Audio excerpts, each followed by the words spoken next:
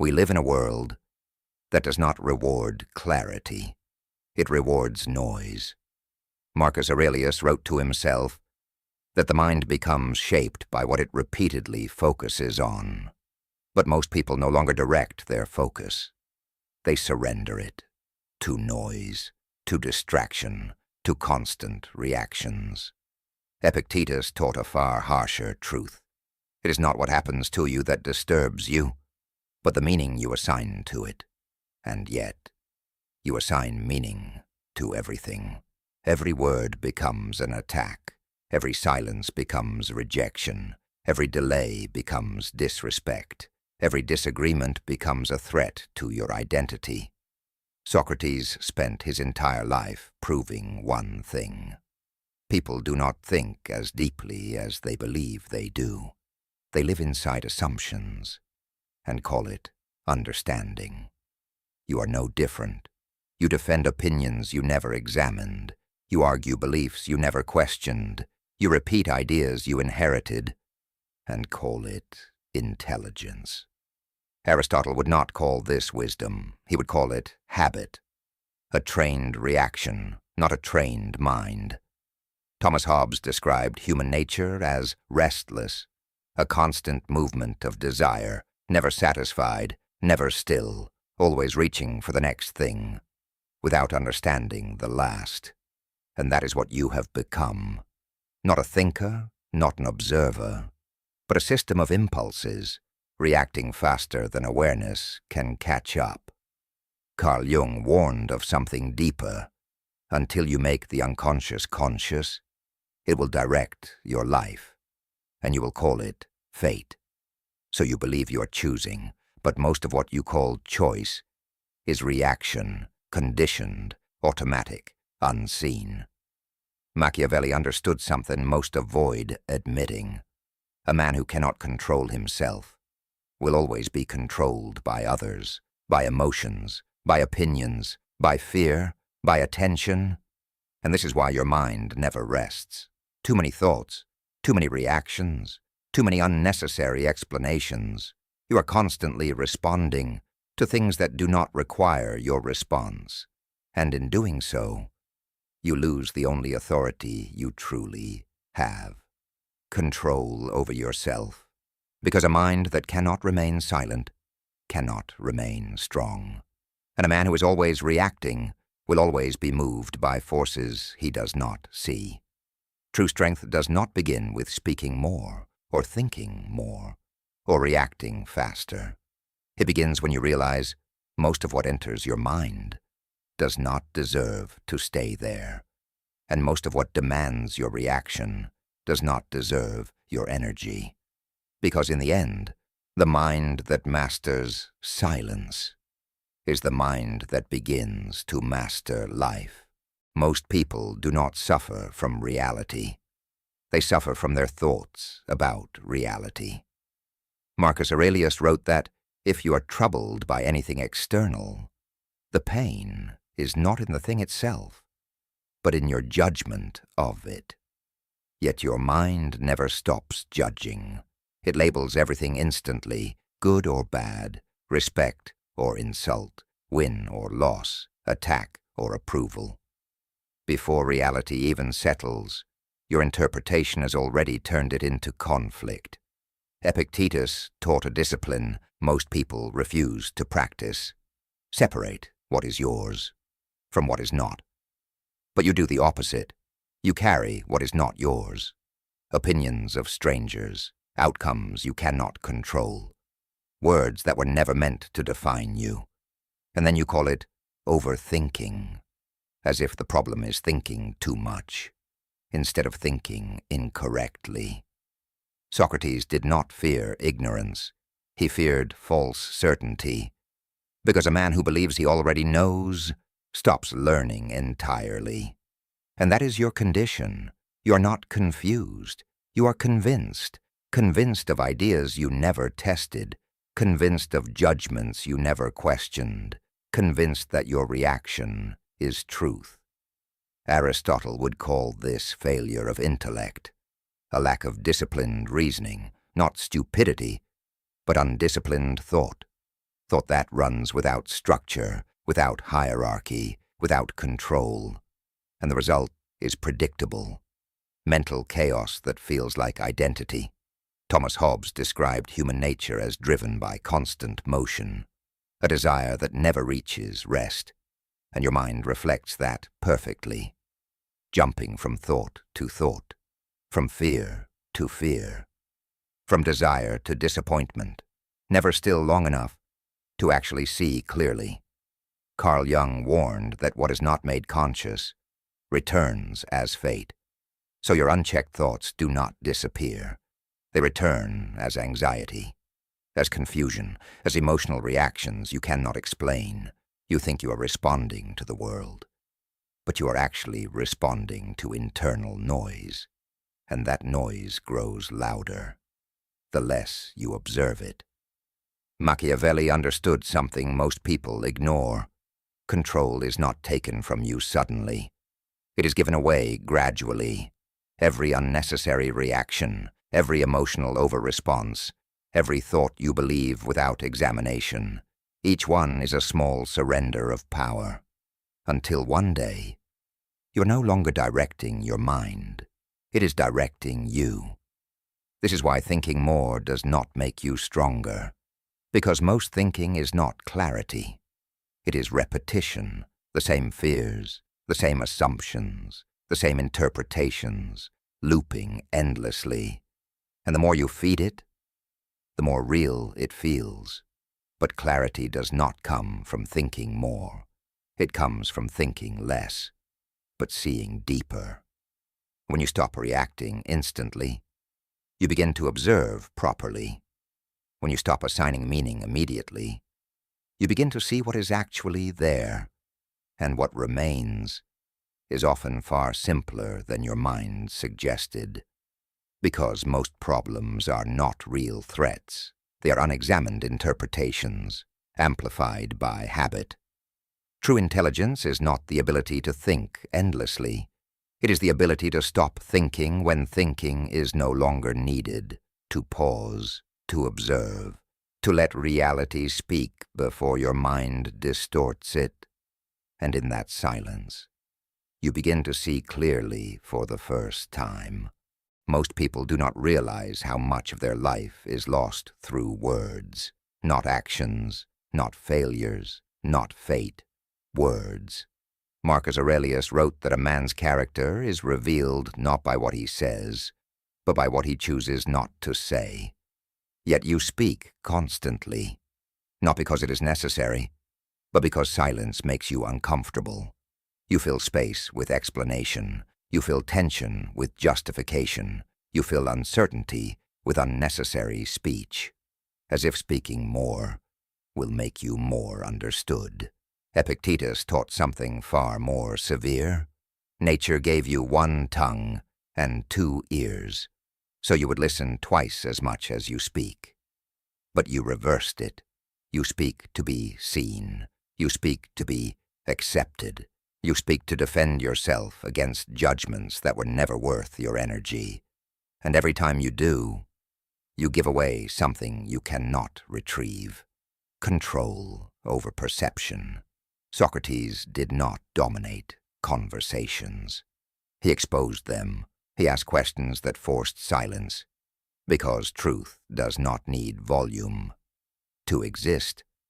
But you fear silence, because in silence, you are forced to meet your own thoughts without distraction. Aristotle would say, speech without purpose is not communication.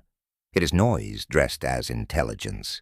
And most of what people say is not communication. It is insecurity in motion. Thomas Hobbes understood something darker. In a restless mind, speech becomes compulsive, a constant need to assert existence through words that lose value the more they are repeated.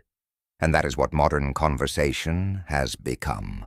Too much explanation, too much reaction, too much self-exposure. You speak about your plans before they are real. You speak about your emotions before you understand them. You speak about your life as if speaking creates control over it. But Machiavelli saw the truth clearly. The more a man reveals, the more he becomes predictable, and the more predictable he becomes, the easier he is to influence. Every unnecessary word is information given away. Every emotional explanation is leverage exposed.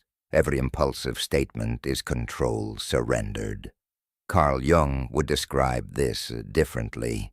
The unconscious speaks through you when you are not aware of it, and most people never realize. They are revealing themselves constantly without meaning to. Through tone, through overreaction, through compulsive explanation. So you believe you are communicating, but often you are simply exposing your inner instability. And the result is always the same: less respect, less authority, less control over how you are perceived. Because speech is not neutral. It either strengthens your position or weakens it. There is no middle ground. A man who speaks without discipline loses authority without noticing it.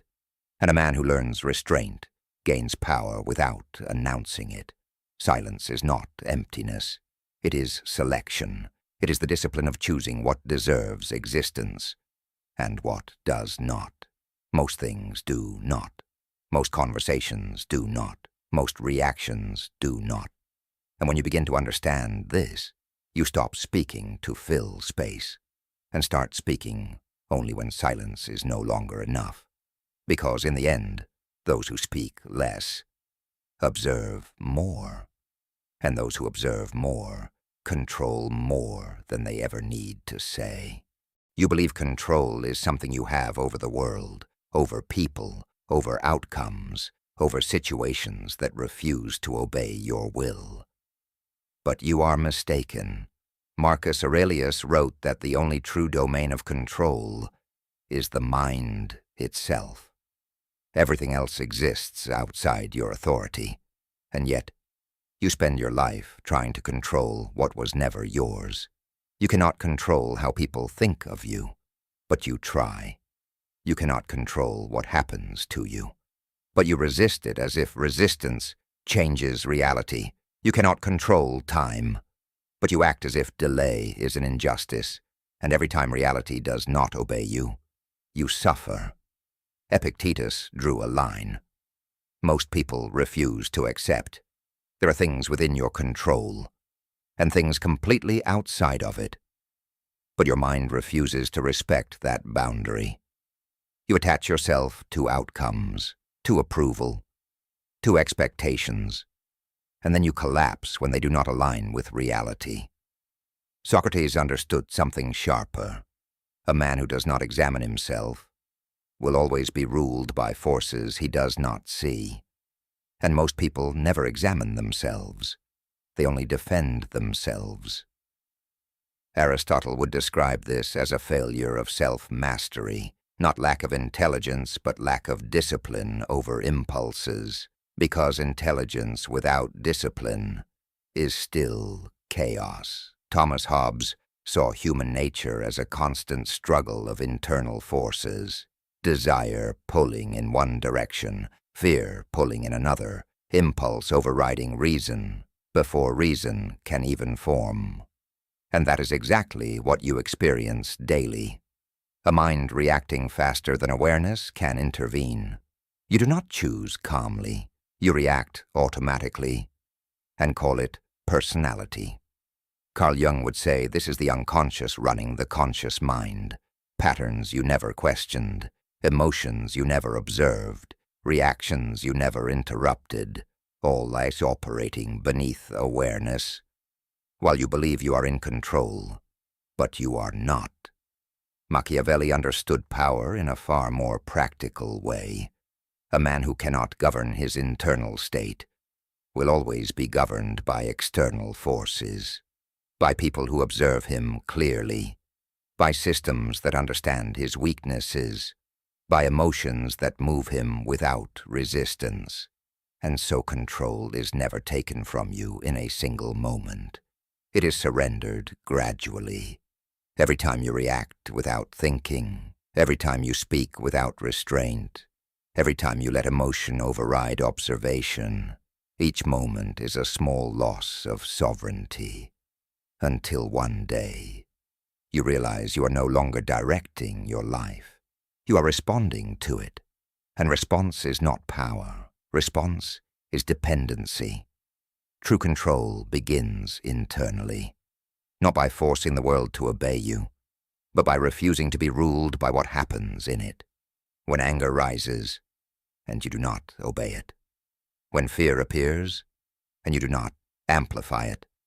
When desire pulls, and you do not immediately follow it. That is control, not domination of others, but restraint over yourself. Because the man who cannot govern his emotions will always be governed by them, and a man governed by emotion is never free. He only believes he is. Most people do not lack intelligence. They lack self-awareness. They do not fail because reality is too complex. They fail because they never truly see themselves. Socrates made his entire life about one command: know yourself.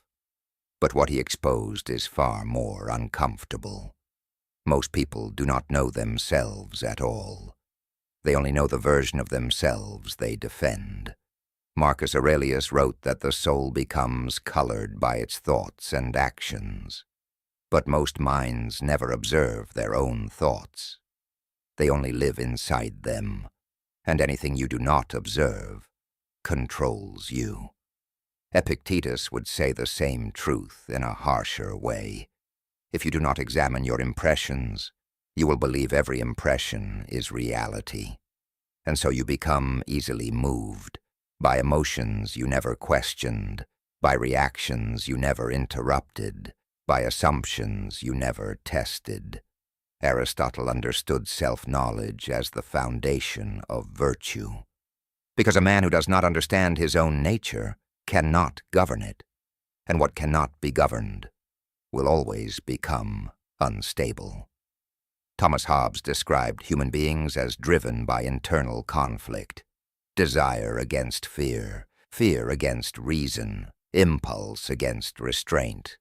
And without awareness, this conflict runs silently beneath your decisions.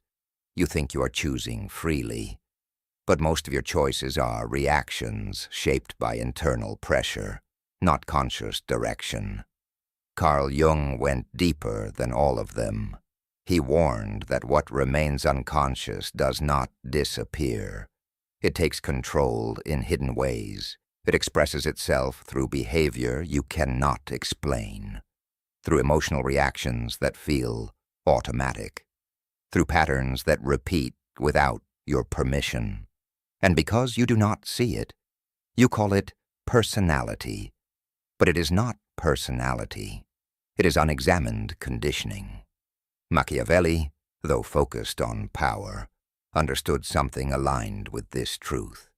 A man who does not understand himself cannot predict how he will act under pressure. And a man who cannot predict himself is dangerous to himself first, because he will break when tested, react when silence is needed, expose himself when restraint is required. Self-deception is the most common form of weakness, not because people intentionally lie to themselves, but because they avoid looking too closely. They prefer comfort over clarity, assumption over truth, narratives over observation, and so they build an identity instead of building understanding. But identity without awareness is fragile. It collapses under stress. It reacts under pressure. It justifies itself instead of correcting itself. True self-knowledge is not comforting. It is often uncomfortable because it removes illusion. It shows you what you avoid, what you repeat, what controls you without permission. But without this clarity, you remain predictable to yourself. And a man who is predictable to his own weaknesses is already compromised, because life does not test your identity. It tests your awareness of yourself. And in those moments, you either see clearly or you react blindly. And blindness always feels like fate. To those who refuse to look, silence is not emptiness, it is discipline. But most people misunderstand silence completely. They think it is an absence of speech, when in reality, it is the presence of control. Marcus Aurelius reminded himself constantly that unnecessary speech is a distraction from clarity.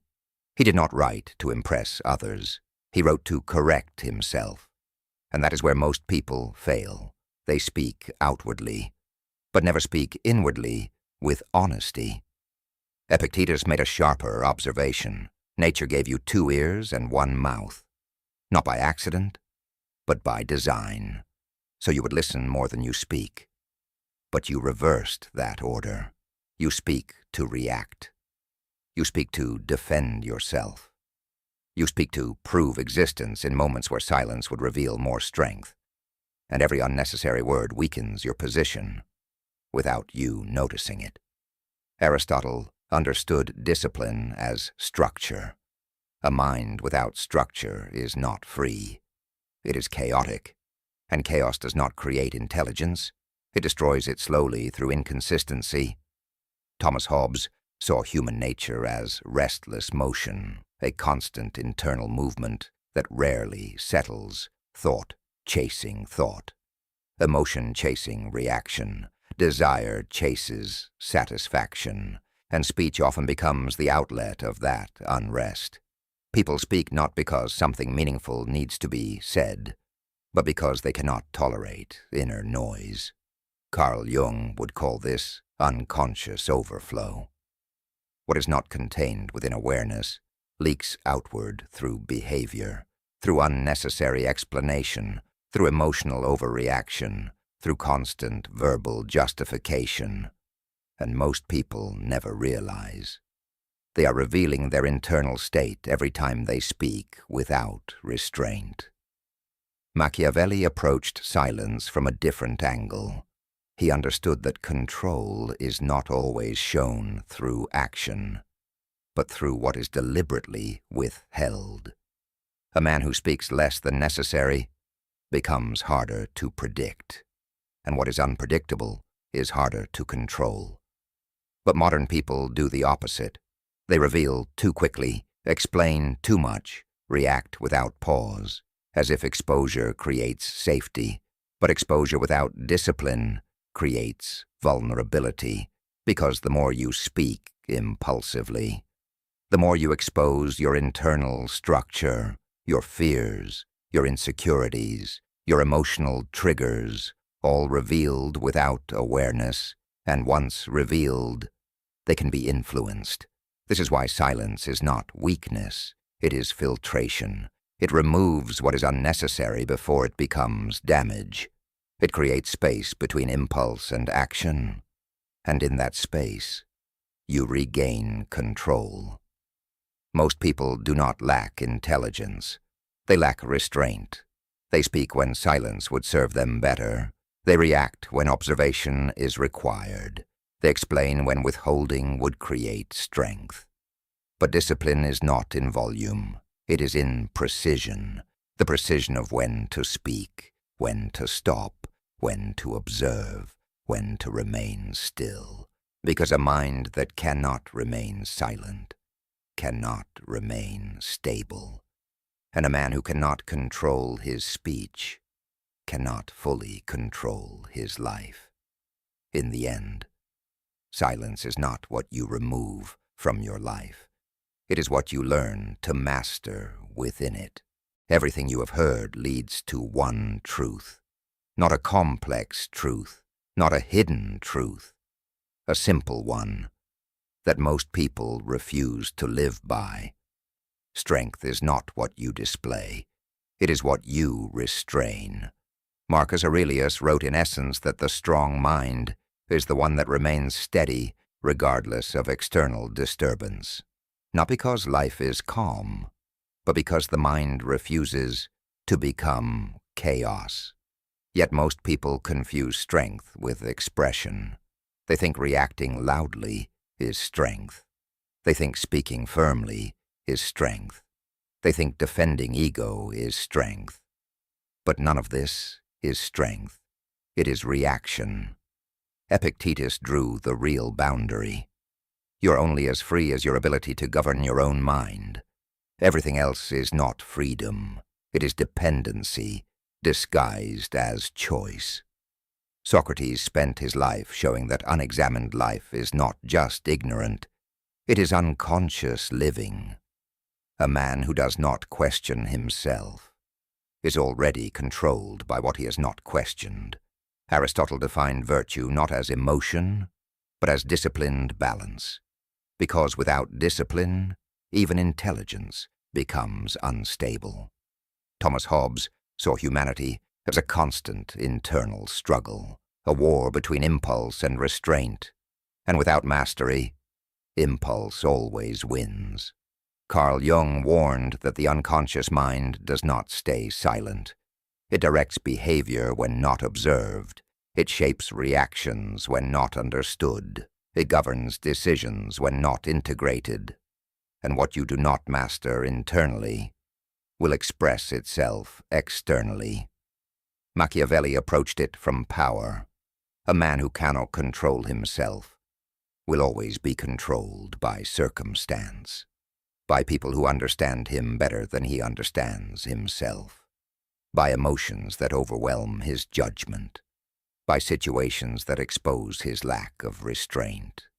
And this is where everything collapses for most people, not because they lack knowledge, but because they lack application. They understand concepts, but do not embody them. They know silence is powerful, but still speak impulsively. They know control is essential, but still react emotionally. They know awareness is key, but still live unconsciously.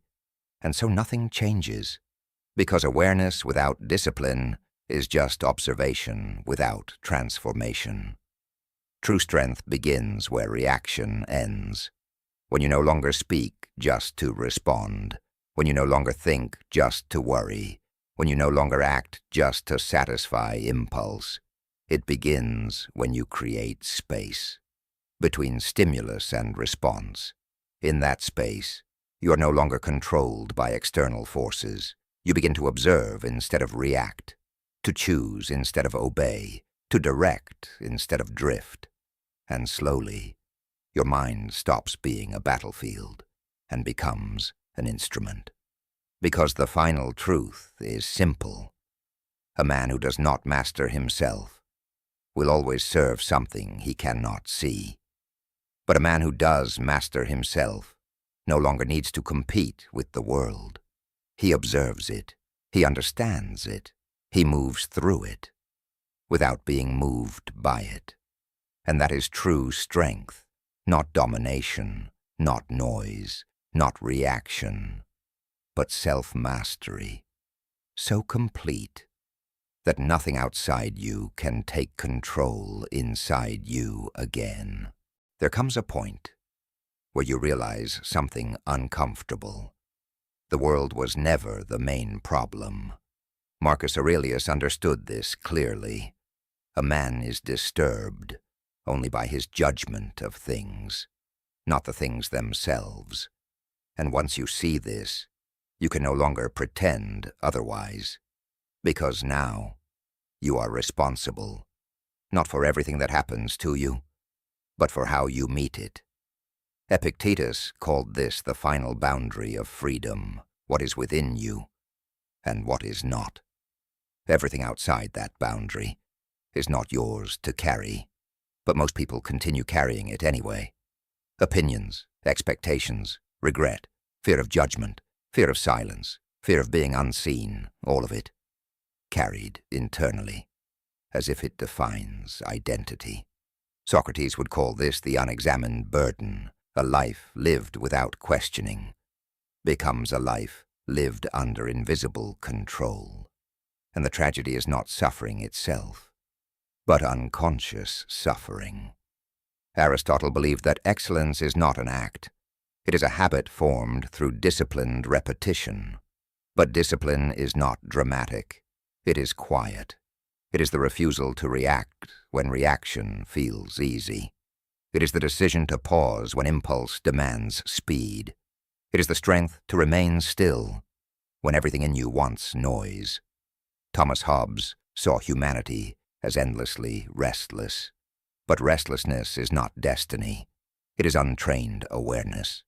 And what is untrained can be trained.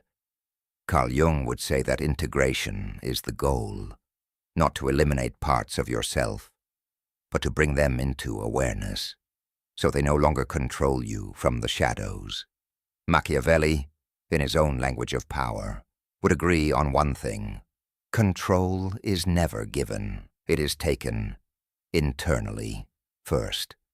From impulses, from emotional reaction, from unnecessary exposure, and when that internal control is complete, external chaos loses its authority over you, because nothing outside can dominate a mind that does not react blindly.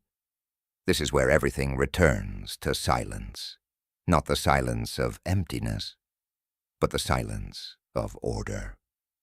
The kind of silence where you no longer feel compelled to explain yourself, no longer feel pressured to react immediately, no longer feel threatened by misunderstanding, because you are no longer dependent on validation to feel stable. You simply observe. You respond only when necessary. You speak only when required. You act only when it is aligned with clarity, not impulse.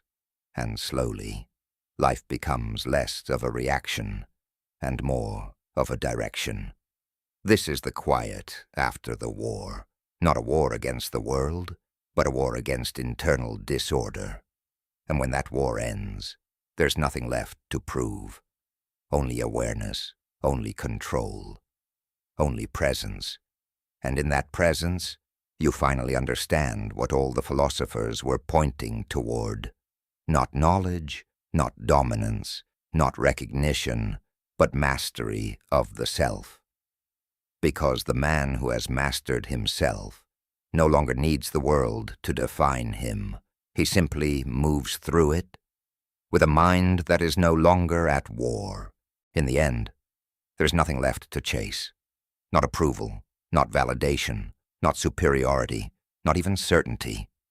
Marcus Aurelius spent his entire life returning to one simple realization. Everything external is temporary. People change, opinions shift, circumstances collapse, reputation dissolves. Even the problems that once felt overwhelming lose their weight with time. And when everything external loses meaning, you are left with only one thing: your mind.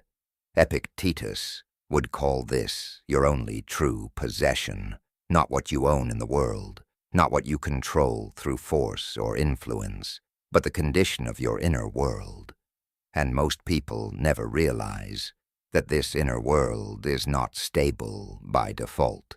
It is being shaped constantly by reactions you do not question, by thoughts you do not examine, by emotions you allow to lead without resistance, by impulses you mistake for identity. Socrates warned that an unexamined life is not worth living, but the deeper truth is even more severe. An unexamined mind does not belong to the person who carries it. It belongs to whatever influences it the most, and most people are influenced, without ever realizing they are being influenced. Aristotle believed that excellence is not an act of momentary brilliance. It is a disciplined pattern of living, a consistent alignment between thought, reason, and action. But that alignment is never automatic. It is built through restraint, through repetition, through conscious correction. Without discipline, even intelligence becomes unstable. Thomas Hobbes described human nature as constant internal motion, a mind driven by desire, fear, and impulse, never truly resting. But motion without awareness is not progress. It is drift. and drift always leads somewhere, but never somewhere chosen. Carl Jung warned that anything left unconscious does not disappear. It expresses itself in behavior, in emotion, in repetition, in patterns that seem automatic, but are deeply formed. And what is not observed within you eventually controls what happens outside of you. Machiavelli understood power in its most practical form. A man who cannot govern his internal reactions will always be governed by external forces, by people who read him better than he reads himself, by circumstances that expose his lack of restraint, by impulses he never learned to interrupt. And this is where most people misunderstand strength. They think strength is dominance over others, but real strength is not external control. It is internal resistance, the ability to pause when reaction demands speed, to stay silent when ego demands expression, to observe when emotion demands immediate action, because in that space, between stimulus and response, you are no longer a product of your environment. You become aware of it, and awareness is the beginning of freedom. But even this is not the final point. The final realization is simpler than all of it. You do not need more information. You do not need more thoughts. You do not need more reactions. You need less interference between awareness and behavior, because clarity was never missing. It was buried under noise, under emotional reaction, under unnecessary meaning created by an untrained mind. And when that noise finally settles, you do not become someone different. You become someone undistorted. And from there, everything begins to shift quietly. Life stops being about proving yourself to the world, and slowly becomes about mastering yourself within it. Less noise, less reaction, more clarity, more control. And in that quiet shift, everything else begins to fall into place. If this understanding has reached you, do not let it remain as a moment. Let it continue. There's another video on your screen that will take this discipline even further. Watch it, and deepen what you have begun here. And thank you for being part of the Seneca mode.